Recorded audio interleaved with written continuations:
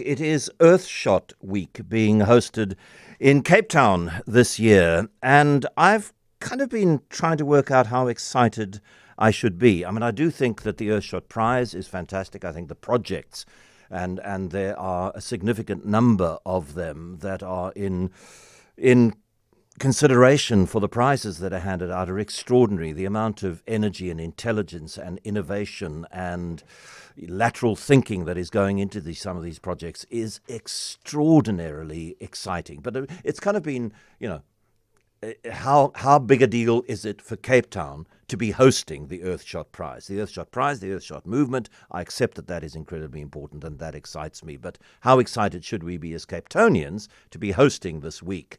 Somebody who can answer that question is our Mayor, Geordin Hill-Lewis. Hello, Geordin. Good morning, John. Did you wake up this morning going, it's Earthshot Week, thank you very much, it's Earthshot Week, thank you very much? That is exactly the ditty I sang. I mean, how big a deal is this for Cape Town to have Prince William, to have the Earthshot ambassadors, to have the nominees from around the globe in Cape Town for this week? I think it is quite a big deal. I think this is only the third or fourth edition of the prize, if I remember correctly, and only the second time that it's been held outside of London. It was in Singapore last year. And so it gets a huge amount of international media coverage. We've been tracking the interest that it is generating across the global media, and it's been quite extraordinary. We have, I'm told, more than 100 international journalists flying into Cape Town for the award ceremony this week and the rest of the weekly the program this week. So it's not that many events ever that attract that number of traveling journalists.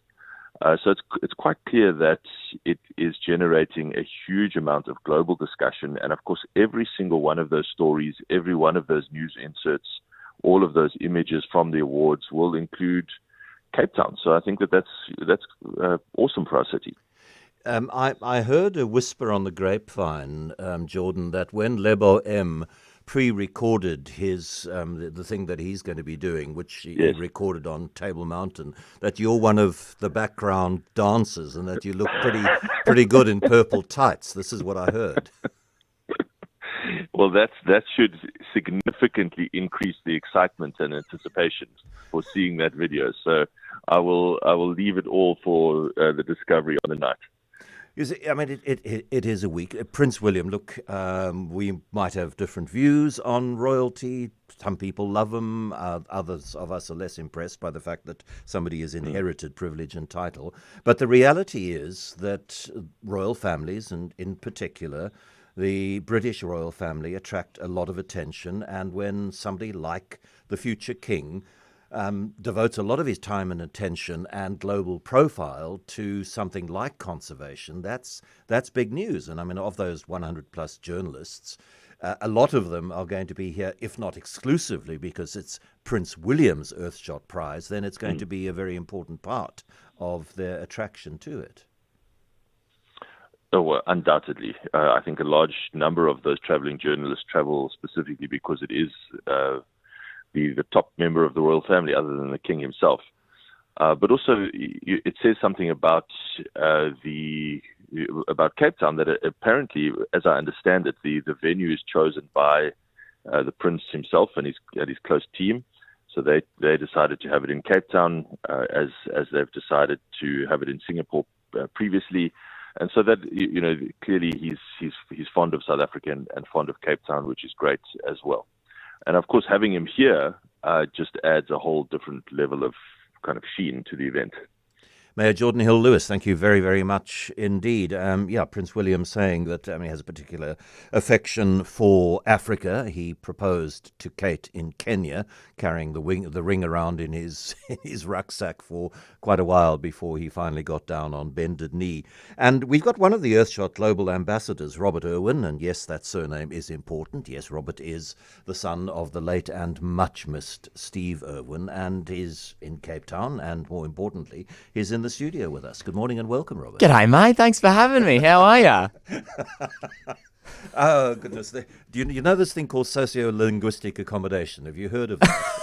It's when an Oz says to you, "G'day, mate," that you're very tempted to go, "G'day, mate," in your bad Aussie accent back. I love it. Brilliant. How are you? I don't think that's a bad Aussie accent at all. You've done well. I mean, I need to work on my hazard. That's what I'm working on. Yeah, Not as good. Not as good. Okay. Does need a bit of All right. I mean, there was no chance that you and Bindi could have done anything other than what you have done, which is follow in Dad's footsteps. Yeah, well, it's funny for me, I've always just lived and breathed conservation. I mean, when you grow up in a state-of-the-art wildlife sanctuary and get to travel the world on the front line of conservation, you can't help but fall in love with this work, fall in love with wildlife. But I think, the more I got to travel from a very young age and see firsthand the issues facing the planet, gives you a real sense of responsibility to make change. And I feel very grateful that I was born really with a platform and with a message behind what I do. And I don't take that for granted. So hopefully I can just create as much positive change as I can. But tell you what, I'm very, very grateful for the life I get to live, surrounded by animals every day. It's pretty awesome, mate. The Earthshot Prize, the Earthshot movement, how significant is it in trying to change the things that we need to change on our planet? I think Earthshot is so incredibly significant for two reasons. First of all, it is a movement, as you say, on a scale that we've never seen before. I mean, it's rewarding innovations that are truly going to change the world and already are changing the world. But it's also important because for the first time, we have this initiative that is centered around hope. It's centered around positivity. I mean, you can't deny some of the issues that are facing the planet today, absolutely, and it's a tough time. But Earthshot is this beacon of hope to say, if we act now, if we can reward and celebrate innovative solutions, we will have a bright future. And this year's Earthshot Prize is really focusing on youth and how young people can step in and realize their own voice to create change. And so I'm honored to be part of that movement.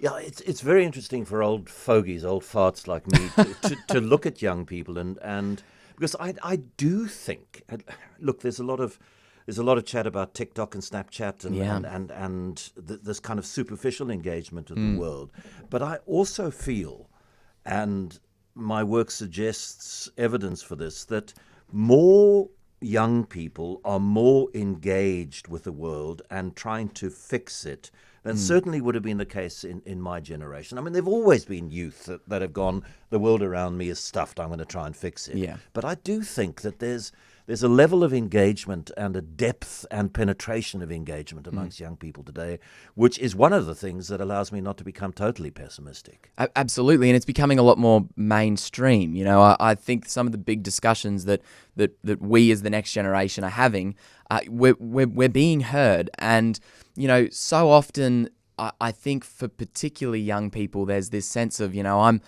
one person. How can I combat these big issues? Where do I fit into all of this? And it's very easy to bury your head in the sand and go, it's all too big. And so for me, my passion as, I only just, 20 years old. So I've hopefully can kind of mobilize my peers, my fellow youth to stand up and make some action. But before we can make action, we have to realize our own voice and our own power to change the world. It's going to take a collective effort in our generation, in this new generation with the world that we've inherited, to make change. And it is the defining decade for mankind and for the future of the planet. But I think we can take action. I think there is definitely hope for the future, and I see that every day in the young people that I get to talk to. I mean, even just here in Cape Town, I have the honour of talking to some real brilliant leaders, youth leaders, and I'm very encouraged. That's for sure. There is a feeling in South Africa, and I'm sure the feeling exists in other developing countries in Africa, Southeast Asia, South America as well, that economic progress is the single most important thing. There are huge income inequality gaps. There's a lot of social injustice, and that's where the focus needs to be. And what has impressed me about the young South African conservationists that I've had the privilege of engaging with is that they understand the two things are interlinked. to try and have one without the other Yes. is dooms both to failure. Absolutely. It's so true. And when people think of conservation, you think of, little animals running around out in the wild, and it's important to protect them. And I mean, yes, that's what it's about. But ultimately, conservation is about human beings as well. I mean, this has to be a holistic approach, and you have to look at it both ways. I mean, instantly what springs to my mind is a brilliant initiative that our charity Wildlife Warriors has worked with, the Black Mambas, an all-women anti-poaching force up near Hoedspruit. And, they are going out there and not only helping to stop rhino poaching, but they're also leaders in their community. And they're also these amazing women that young people can look up to and say, wow, I want to be like you when I grow up, and that's what's important is the humanitarian side and the wildlife side, to create this real movement in saying our economy, our way of life can benefit from wildlife conservation and from prioritizing our environment. Because at the end of the day, environmental issues affect us all and affect every facet of how we live, and in basically every industry. So it's an important note, and I appreciate you addressing that.